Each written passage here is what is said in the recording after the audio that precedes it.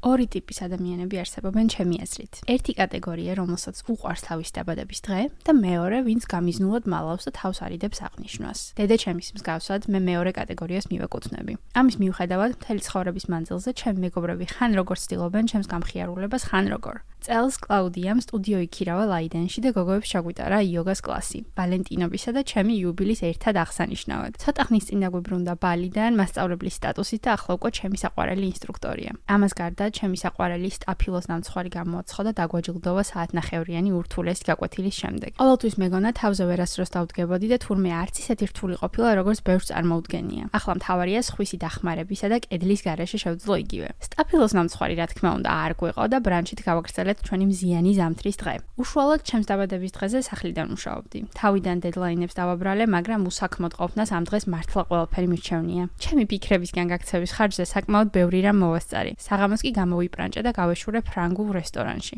უტრეხტის Le Jardin-ში მენიუ არ აქვთ და 5 სიურპრიზ კერძი მოგვიტანეს. არ იყო ცუდი, მაგრამ ისევ დედაჩემის გამომცხარი ხაჭაპური მირჩევნია ყველაფერს სიმართლე რომ გითხრათ. თქვენ გიყვართ თქვენი დაბადების დღე?